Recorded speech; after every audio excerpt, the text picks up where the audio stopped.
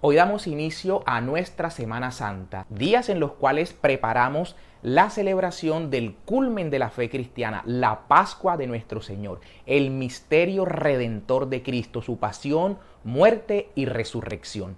Empezamos precisamente el domingo que llamamos Domingo de Ramos y vamos a reflexionar sobre lo que celebramos en este día, que podríamos resumirlo en dos aspectos centrales. El primero, la conmemoración de la entrada triunfal de Jesús a Jerusalén. Y el relato que nos dan los evangelistas sobre esta entrada de Jesús a Jerusalén tiene un componente eminentemente mesiánico, el rey, el heredero del trono de David. Vamos a mirar algunos aspectos que los evangelios nos narran en el sentido de cómo en Jesucristo y su entrada triunfal a Jerusalén quedan consumadas aquellas figuras del Antiguo Testamento que anunciaban al Mesías y precisamente anunciaban que entraría a Jerusalén glorioso, aclamado y reconocido como tal, como el sucesor del trono de David. Efectivamente vamos a poner nuestra atención incluso desde antes que el Señor entrara, es decir, en la marcha que va haciendo desde Galilea hacia Jerusalén. Vamos a ver un acontecimiento muy importante y es el ciego Bartimeo que se encontraba en el camino. Cuando Jesús va pasando, este ciego lo aborda y le dice: Jesús, hijo de David, ten compasión de mí. Estas palabras, hijo de David, son las que el evangelista va a poner como el eje central de todo su relato. Y en efecto, el Señor sana a este ciego, el cual se incorpora y se pone a marchar junto con los que seguían al Señor.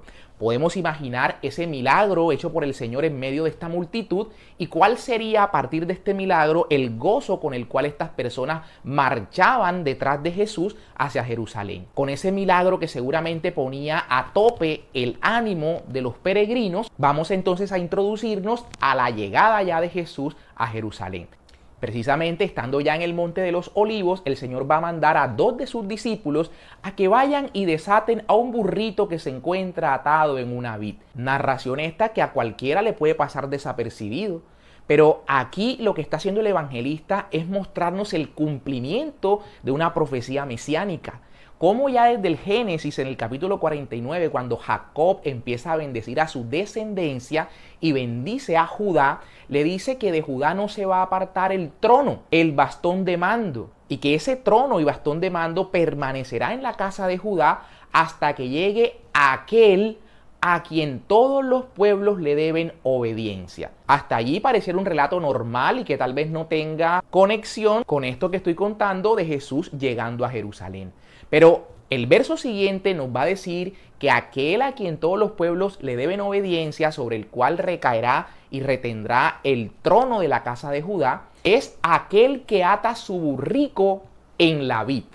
O sea que cuando Jesús manda a desatar el burrito de la vid, lo que está es proclamando sobre sí el cumplimiento de esa profecía mesiánica. Segundo aspecto importante y que tiene que ver con el carácter mesiánico, la connotación de rey en cabeza de Jesús, es que el hecho de ir a desatar un burrito que no era de su pertenencia es solo un derecho que reivindica para sí el rey. El rey tenía derecho a intervenir los medios de transporte de sus súbditos. Por tanto, el Señor va a decir: si te preguntan que por qué lo desatan, díganle que el Señor lo necesita.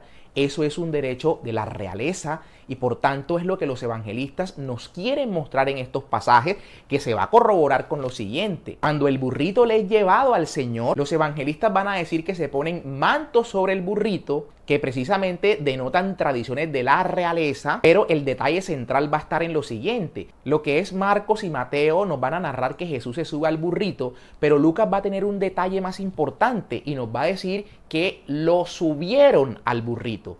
¿Por qué digo un detalle importante? Porque en el Antiguo Testamento, en el primer libro de los Reyes, vamos a ver cuando David da la orden de que su hijo Salomón sea ungido como rey. ¿Qué va a decir David? Que su hijo sea montado sobre su asno y que sea ungido por el profeta Natán y por el sacerdote Sadoc. Pues bien, esta parte de las Escrituras, cuando se nos dice que Jesús, luego de tender mantos, es subido al burrito, lo que se nos está contando es que el descendiente de David, que es ungido y que ya no va a ser ungido ungido por un profeta y por un sacerdote, sino que Él mismo es profeta y sacerdote, y lo vamos a enfatizar cuando hablemos del Jueves Santo. Por lo pronto es simplemente ver cómo esas figuras del Antiguo Testamento están teniendo consumación en la persona de Jesucristo. Y continúan los relatos de la entrada triunfal de Jesús a Jerusalén, contándonos que quienes le acompañaban se quitaban sus mantos y los arrojaban al paso del Señor Jesús. Otros decían que los mantos eran puestos sobre el burrito para que el Señor Jesús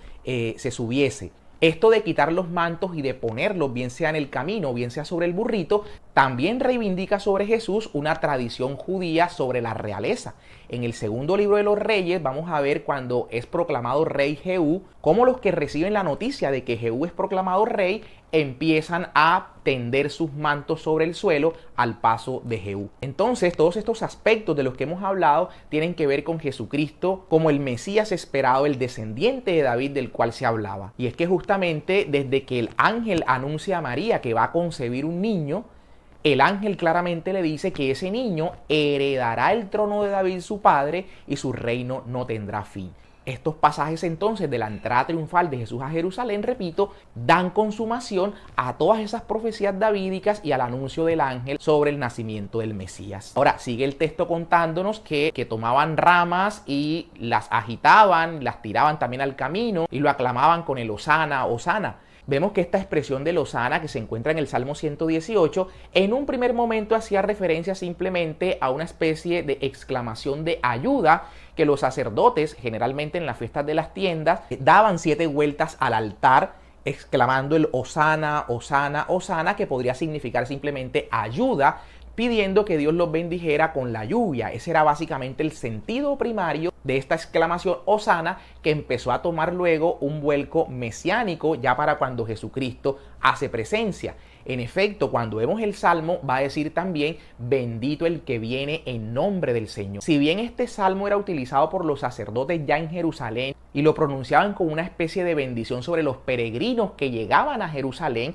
tanto que el versículo siguiente va a decir, os saludamos desde la casa del Señor. Entonces era una especie de bienvenida que se le daba a los peregrinos que llegaban con ocasión de las fiestas a Jerusalén. Pero repito que esto fue cobrando un sentido mesiánico y es la manera entonces como se entiende que cuando estas personas aclamaban a Jesús en este sentido, lo que lo estaban era reconociendo como el Mesías esperado, el hijo de David, que vendría a reinar sobre la casa de Israel. Pero el Domingo de Ramos no tiene para nosotros solo esta connotación festiva del reconocimiento del reinado del Señor. Por tanto, en el Domingo de Ramos tenemos la lectura de la pasión del Señor, en la cual se nos proclama la muerte de nuestro Señor Jesucristo, y entramos también en ese ambiente atendiendo a las celebraciones que tendrán lugar en el Triduo Pascual.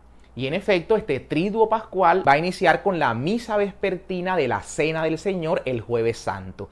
El Triduo Pascual realmente son el viernes de la pasión y muerte del Señor, el sábado, que sería un día alitúrgico y que en la noche tenemos la gran vigilia pascual, y el día domingo, que es el día de la Pascua de resurrección de nuestro Señor.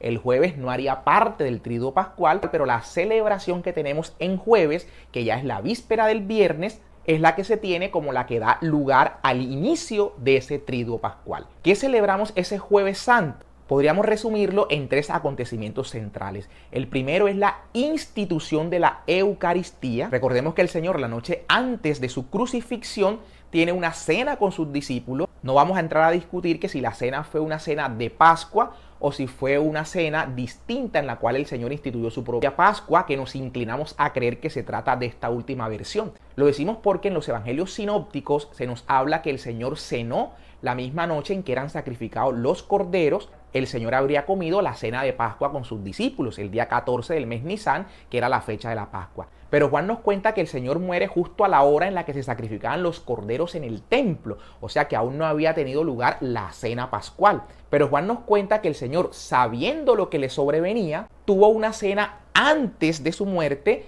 con los discípulos. Esta cena entonces no sería la comida pascual, sino que el Señor, siendo él mismo el Cordero de Pascua, instituye ahí el sacramento de su cuerpo y de su sangre para que tuviese sentido y llegara a su verdadera consumación y plenitud la figura de la Pascua antigua o de la Pascua judía. Es decir, el cordero que debía ser inmolado, su carne debía ser comida. El Señor entonces, que en el mismo Evangelio de Juan ya había dicho, el pan que yo daré será mi carne, ahora este cordero, sabiendo que iba a ser inmolado, dejaba su carne para hacer verdadera comida y su sangre para hacer verdadera bebida. Es la razón por la cual San Pablo, que de hecho escribe primero que los mismos evangelistas, habla de la Eucaristía en el sentido de que el pan que partimos y el cáliz de bendición que bebemos es comunión con el cuerpo y con la sangre de Cristo, y nos habla de discernir su cuerpo, porque el que come o bebe indignamente, dice San Pablo, peca contra el cuerpo y la sangre de Cristo. Por tanto, esto no es un símbolo. En un video que grabamos con anterioridad hacemos referencia a la presencia real de Jesucristo en la Eucaristía, tal y como siempre se ha creído a lo largo de la historia desde los primeros años del cristianismo, y que no encontramos discusión alguna en el seno de la Iglesia durante todo el tiempo, ni siquiera en la división protestante cuando Lutero se aparta y se separa de la Iglesia, ni siquiera Lutero fue capaz de negar la presencia real de Jesucristo en la Eucaristía. El Señor entonces instituye la Eucaristía, pero aquí va a cobrar un papel importante el aspecto sacrificial. El Señor, cuando instituye la Eucaristía, sabiendo que iba a ser entregado y que se iba a sacrificar, y pide que esto se haga en conmemoración suya, instituye allí los sacerdotes a quienes autoriza y legitima para celebrar dignamente este misterio que el Señor dejaba la noche antes de ser crucificado. Y es que efectivamente Jesús, que es sacerdote eterno a la manera de Melquisedec, ¿qué quiere decir eso? Lo explicamos rápidamente. En el Antiguo Testamento aparece Melquisedec, quien se encuentra con Abraham y ofrece pan y vino, dice la Escritura, porque era sacerdote del Dios Altísimo. Este Melquisedec no aparece en ninguna otra ocasión en las Escrituras, sino que luego un salmo, el Salmo 110, va a hablar de la siguiente manera: tú eres mi hijo, yo te he engendrado hoy, tú eres sacerdote eterno a la manera de Melquisedec. Otros textos dicen, según el rito de Melquisedec. Y el autor de la carta a los Hebreos va a poner claramente esa profecía del Salmo en cabeza de nuestro Señor Jesucristo. El Señor es sacerdote eterno según el rito de Melquisedec.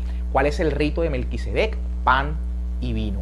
Por tanto, como dice la misma carta a los Hebreos, el sacerdocio antiguo, el de Leví, ha sido cambiado. No se ha eliminado el sacerdocio. El sacerdocio ha sido cambiado, y dice el autor del texto, cambiado el sacerdocio, cambia la ley. De tal manera que, cambiado el sacerdocio, ya no a la manera de Leví, sino ahora a la manera de Melquisedec, las leyes o las normas que rigen los ritos del sacerdote van a ser distintas a las normas antiguas que regían los ritos sacrificiales en cabeza de los sacerdotes de la tribu de Leví.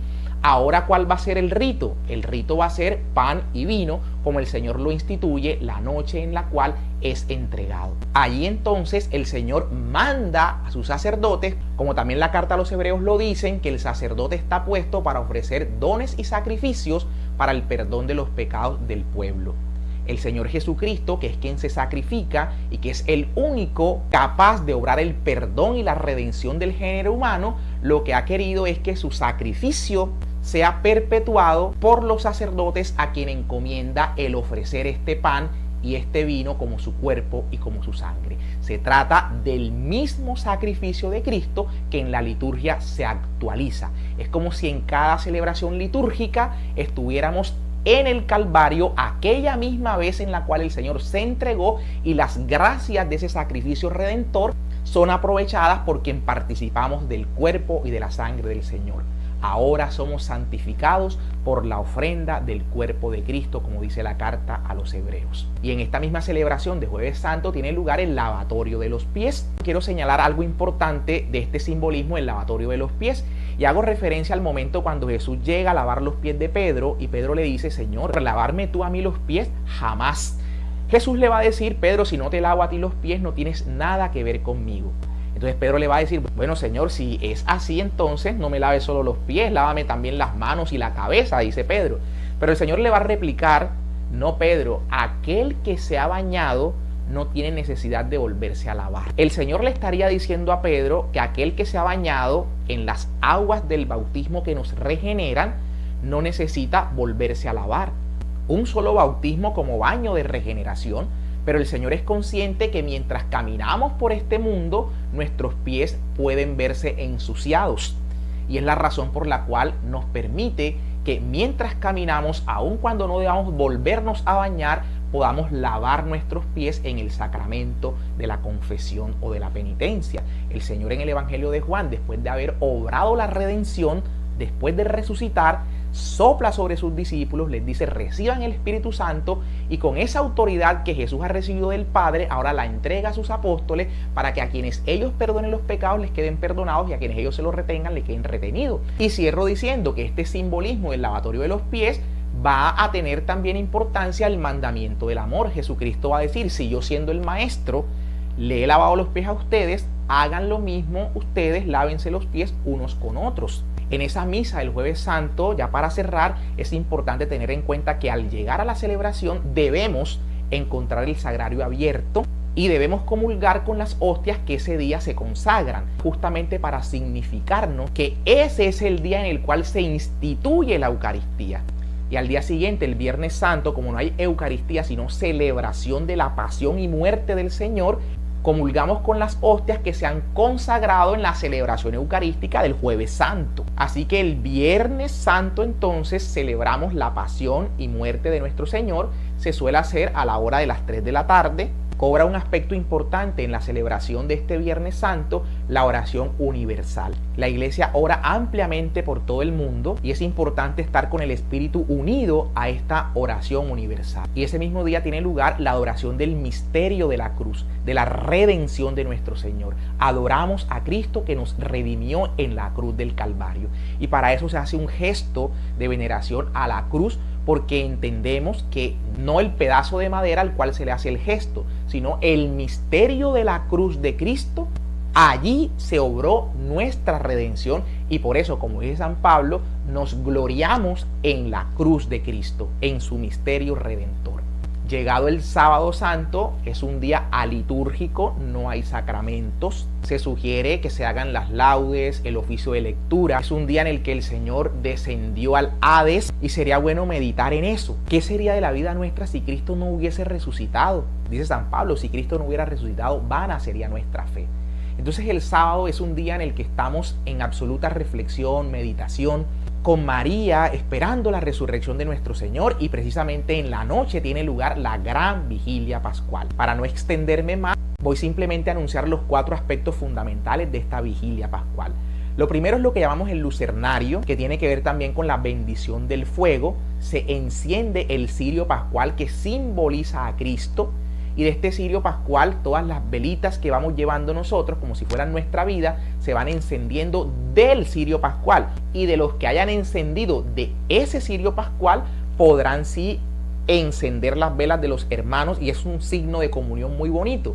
Cristo, su luz, Él que es la luz del mundo, es quien enciende en nosotros también la luz y la llama de su amor. Y nosotros, solamente habiendo sido encendidos en la luz de Cristo, podremos transmitir esa luz. En ese momento se procederá a entonar el pregón pascual o el Exsultet, este himno preciosísimo que incluso por su importancia puede ser entonado desde el ambón. Recordemos que el ambón en la liturgia nuestra está reservado exclusivamente para la palabra de Dios. Excepción de eso, que en el ambón se pueden hacer las peticiones de la oración universal, es posible que se hagan allí, y también el pregón pascual. Del resto no se permite que nada más sea proclamado desde el ambón. Por eso un llamado muy afectuoso a que no utilicemos el ambón para hacer anuncios al final, dar testimonios en el ambón, entre otras cosas. Incluso recordemos que el lugar privilegiado para que el sacerdote, luego de proclamar la palabra de Dios, proceda con la homilía es la sede. Debería ser el lugar donde el sacerdote hable al pueblo de la palabra de Dios que ha sido proclamada. Pero la liturgia permite que en el ambón, si por alguna razón desde la sede no es posible, el sacerdote desde el ambón pueda proceder con la homilía, pero el privilegio lo tiene la sede. Luego del pregón pascual va a tener lugar la liturgia de la palabra, va a ser extensa, 7 lecturas del Antiguo Testamento, cada una con su salmo responsorial.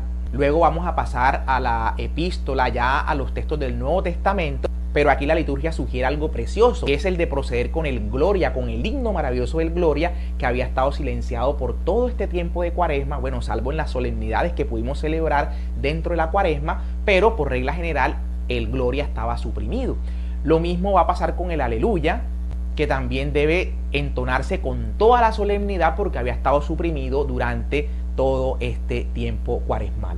Cerramos esta fase y procedemos con la liturgia bautismal. Recordemos que en esta gran vigilia pascual es donde tiene el mayor sentido los sacramentos de la iniciación cristiana, el bautismo, la confirmación y la Eucaristía, por supuesto. Por tanto, se sugiere que los catecúmenos que se han preparado durante todo este tiempo sean bautizados en la gran vigilia pascual y de hecho reciban allí su confirmación y su primera comunión. Y los que ya hemos sido bautizados, entonces renovamos nuestras promesas bautismales, nuestros compromisos bautismales y la renuncia que en nuestro bautismo nuestros padres y padrinos hicieron por nosotros con el ánimo de tomar conciencia del compromiso que tenemos de vivir con dignidad este nombre que llevamos de cristianos. Finalmente procederemos a la liturgia eucarística y a la comunión.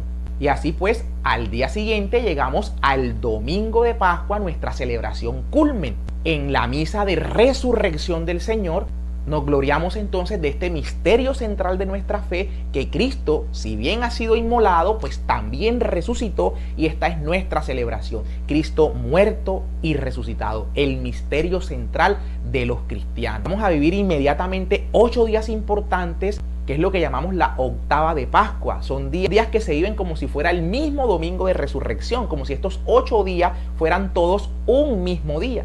Por tanto, es importante cada celebración de esos 8 días de la octava de Pascua. Y toda la fiesta pascual, todo este gozo de Pascua se va a extender por 50 días desde el domingo de resurrección hasta el día de Pentecostés, con el cual clausuramos nuestra fiesta pascual. Por tanto, entonces, aprestémonos a vivir esta semana con todo el fervor, con toda la devoción y entrando en el ambiente que nos sugiere esta preparación para que el triduo pascual, las fiestas pascuales, sean celebradas de la manera más consciente posible, de tal manera que generen el mejor y el mayor provecho para nuestras vidas. Que tengamos todos un muy feliz domingo.